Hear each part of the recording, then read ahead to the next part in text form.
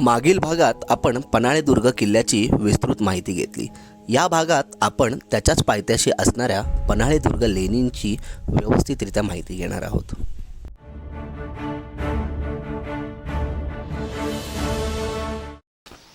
नमस्कार मित्रांनो, पुन्हा एकदा आपलं स्वागत आहे आपला मराठमोळा चॅनल मायबाप सह्याद्री।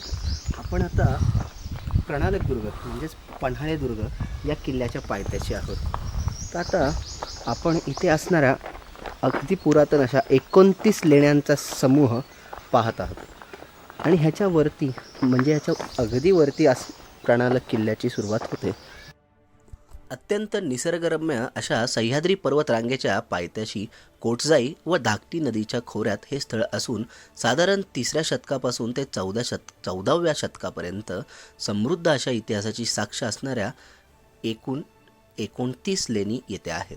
त्यापैकी 28 लेणी ह्या कोटजाईच्या उत्तराभिमुख असून 29वे लेणे हे बागवाडीजवळ गौर लेणे या नावाने प्रसिद्ध आहेत।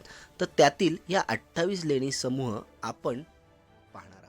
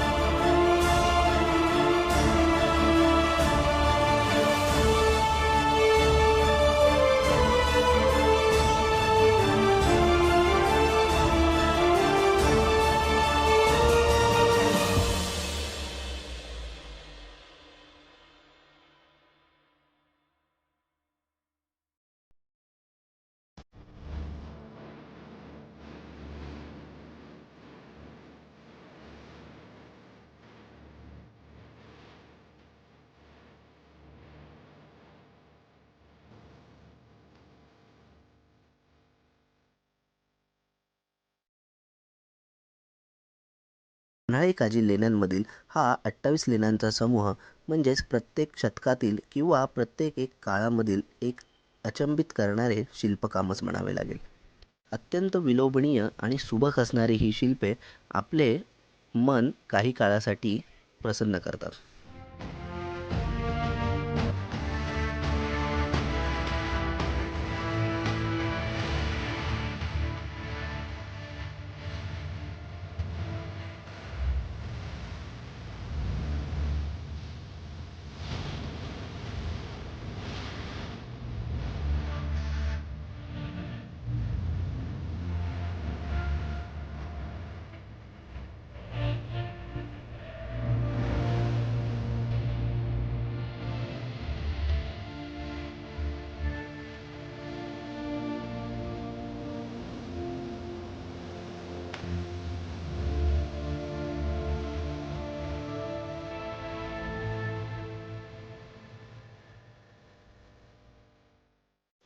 नमस्कार मित्रांनो,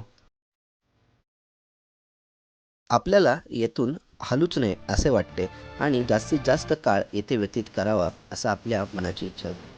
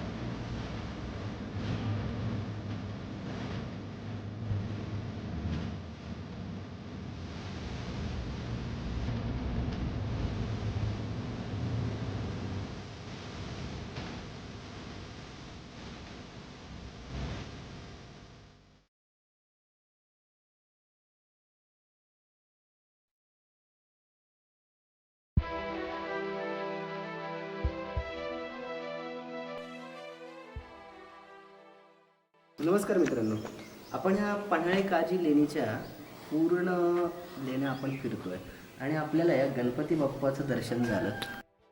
अत्यंत विलोभनीय अशी ही बाप्पाची मूर्ती पाहिल्यावर आपण येथे मनोभावे नतमस्तक व्हायचं आणि आपण पुढच्या लेणी प्रवासात सज्ज व्हायचं.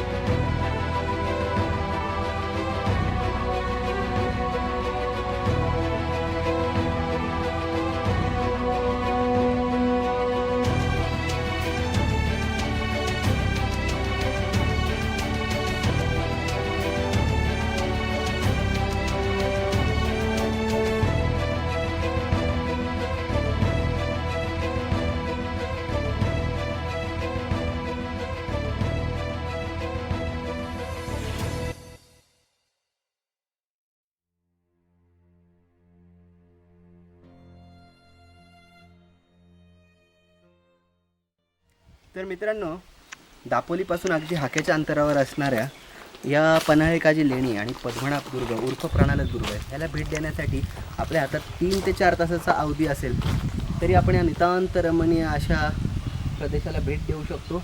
तसेच दाभोळ दापोली येथील सर्व निसर्गरम्य ठिकाणे आपण पाहू शकतो. तर मित्रांनो, आपल्याला आमचा हा व्हिडिओ ब्लॉग आवडला असल्यास लाईक, सबस्क्राईब आणि शेअर करायला विसरू नका. जय हिंद, जय महाराष्ट्र.